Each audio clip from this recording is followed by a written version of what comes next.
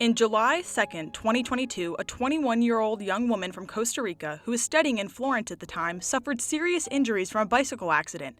Everyone thought she wouldn't survive the incident. I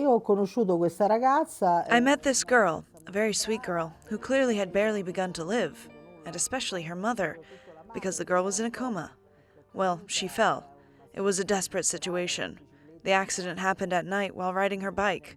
She fell into a coma, and according to the doctors, there's no hope of her waking up. And even if she did, she would be left with severe disabilities. The doctors practically declared her dead, or expected her to be left with severe injuries.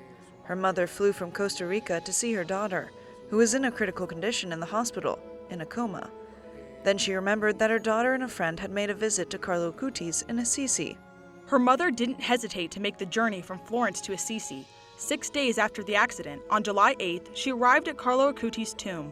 She began to pray, and this is what happened. She came to pray at CARLO here in Assisi because she had no other option. Among other things, it was her only daughter, and she had no other hope.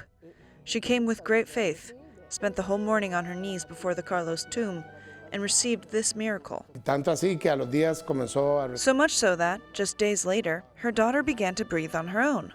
She started to speak. She could speak again. And today, she's a recent graduate with honors from the University of Florence in fashion. She has outstanding grades. She's a normal, beautiful, loving young woman with a bright future ahead. This is the story of a mother who got her daughter back through prayer and a miracle from CARLO ACUTIS. This intercession of the now blessed became the final step for CARLO to reach the altars, making him the first millennial saint.